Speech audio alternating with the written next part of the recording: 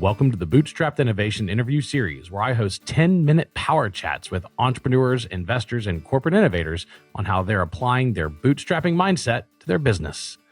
Today's guest is Swish Goswami. Swish is a Canadian entrepreneur, author, speaker, and investor. He's the CEO of Surf, an infomediary helping brands engage and understand consumers while compensating consumers for their data.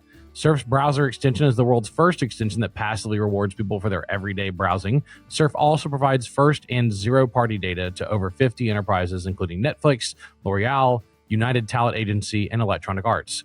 Surf has raised over $4 million to date from several NBA players, creators, and venture firms. Swish, welcome, and thanks for being here. Thanks for having me. Really appreciate it. Good to have you, and you're joining us from beautiful Toronto, Canada, eh?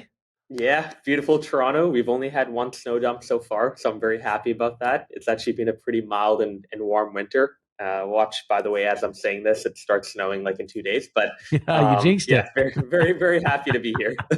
Well, glad to have you on our very first one of these in our series. It's going to be posted online. So let's jump straight in. You're a serial entrepreneur. You've raised money for your companies, and you're also an investor. We're here on the Bootstrapped Innovation Interview Series. Why was it important for you to come on here and chat about bootstrapping as opposed to raising money? Yeah, I think a lot of founders that I've met, either founders that I've invested in or just founders that I know generally, they tend to raise money way too quickly. And I think, if you have the ability to raise money, especially in today's climate, I think it is quite a privilege. I don't think everyone has access to being able to go and just talk to a few funds or talk to angel investors and get money from them. But again, if you look back like even a year ago at the height of where everybody was trying to invest, it was, pretty crazy just how many entrepreneurs were giving away ownership without even having first product market fit or without even testing whether their idea was something they really wanted to back into for the next 10 to 15 years. So I feel pretty strongly just about coming on, sharing, in my opinion, some of the benefits of obviously raising money, but also sharing some of the cons of raising money too early, which is something I also think we did at Surf. I do wish that candidly we had bootstrapped for 2-3 years. I think I personally would have learned a lot. And I also think the business would have matured quite dramatically to the point where we probably would have raised money on even better terms had we gone out 2-3 years later, as opposed to raising money right away. So how have you applied the bootstrapping mindset? Because that's what we talk about here too. Bootstrapping is not just a way of starting a business, it's a way of running a business, it's a way of innovating. So how have you applied the bootstrapping mindset to your business endeavors? Yeah, there are a few things we've done that I thought kind of fit the bootstrapping mindset. I think number one is any hires that we make, are always tied to revenue milestones, which I really like. So we don't hire for the sake of hiring. I know so many, companies that tend to just hire people for like the optics of having a team that, is built out. We didn't have a CFO until 2.5 years into our company. We don't even have an HR department until 2 months ago. We had certain hires that we candidly could have made. We had the money to make them, 2-3 years ago. We decided to kind of push that off and have key revenue milestones that we wanted to assign each hire to. So that's number one. I think number two is we do try as much as possible to stay lean as a business. Even though we've raised money, my biggest thing is let's try to guarantee an 18 to 24 month runway at the minimum. And let's try to push for cash flow positive numbers every month if possible. There will obviously be certain months where we try to go and experiment with building a new product. There will be months where we might be running hot on servers. There will be months where we might want to bump our paid marketing spend dramatically, during the summer, especially to try to get a bit of lift on a user side. That's totally fine. But at the end of the day, I want to know that is our business something that doesn't need any more external funding? Can we continue to go without burning money for the next 18 to 24 months? That's another big goal that we've set within our company. And then I think finally, one thing I try to do is I do try as much as possible to have very transparent thoughts about our budget with every single member of our company. It doesn't matter if you're an executive. It doesn't matter if you're also an intern coming in. I want departments, especially at our scale, where we're about 22 people full time, to know about the budget and to know what exactly they're eligible for and what they're not eligible for. Yeah, I think that's actually brought a lot of really cool people to feel a much bigger part of the company, but also feel like they actually have some direct say in terms of where resources are being allocated within the startup. Yeah, I call the back to your original comment when people just hire for the sake of hiring or to have a large team. I call those ego hires. Yeah. That's when you literally measure your success on how big your team is, which of Yeah. course is totally irrelevant to the health Yeah. and profitability of the business. Hmm. You should have enough people to produce your product or service, Yep. and that's it. I mean, the objective of business is to generate profit, not to employ large numbers of people. If you do And employ incur large losses. numbers of people, it should be for a purpose and for revenue. The other thing on your second topic I think is important to note is just having a path to profitability. There should Hmm. always be a path to profitability. That's why you tie people to revenue. Let's move on to the next question. I'd love to chat about your latest company, Surf. You compensate users for sharing their data.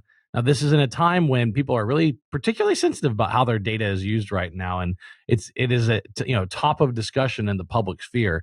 So, how did you Yep. come up with this business idea, and how's it going so far?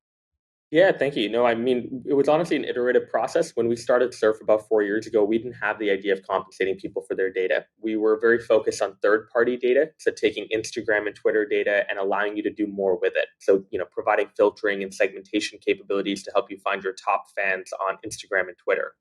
I think around 2020, we started to look at a lot of the privacy tailwinds at play, regulation like GDPR in Europe, cookies going away. They're already gone on Safari and Firefox. They go away on Chrome next year, as well as ad blockers rising over 75%, paid ads losing effectiveness, and the Apple iOS changes in late 2021 that have made it incredibly hard for companies to understand what people are doing on their mobile phone.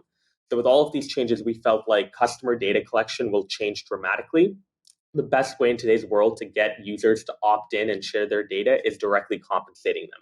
And so that's the kind of route we decided to go down is instead of being a third-party data provider, we wanted to provide brands zero-party data that we got directly from consumers who were directly compensated for what they shared. And so that was how we did it. We were at over 250,000 users now. We launched the extension about 9 months ago. We're growing about 30% month over month. We have a wait list of over 30,000 people globally because Surf is only currently available in Canada, the United States, and the United Kingdom. We launched in the UK last week, and we're hoping to be in 6 more regions in 2023. What can the average user expect to actually get paid? Yeah, it's a great question. So the average user right now is getting anywhere between $20 to $30 worth of savings each month. An engaged user, which is somebody who's also referring their friends, will be earning upwards of $50 worth of savings each month. It is worth noting, though, there's a lot of optionality in our marketplace. So when you get points, you can use them for items, gift cards, discounts that you cannot find on Honey that you can find on Surf only. You can also, donate your points to charity, and you can enter your points into giveaways. So the reason like I am also kind of putting an asterisk on that number is because if you enter your points into a giveaway and you win that prize, which is $500 or $1,000, you're obviously going to be earning a lot more during that particular month. What's been the biggest challenge that you faced starting this business? I think two things. One is, one thing we really had to do is we're doing something that I think is like a paradigm shift. Like a lot of people, when they think about their data, they're either overly protective of it or they don't care. But if you ask them directly for it, they're a little bit like, whoa, uncomfortable because they've never been a part of a value exchange before. They've never been in control of their data ever. I know, like, whenever you're leading through a paradigm shift, the biggest thing you need to do is be very transparent, like ultra transparent with people right off the bat. So we do try to do that.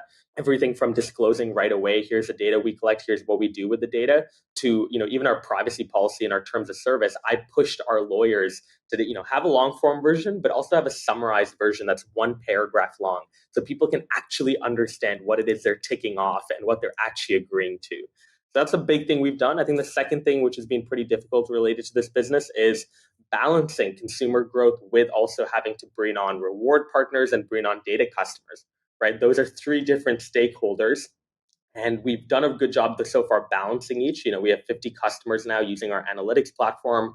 We have over 100 reward partners now in our marketplace providing rewards. And again, we have over 250,000 users. But being able to grow each one with a very lean team has definitely proven to be a challenge.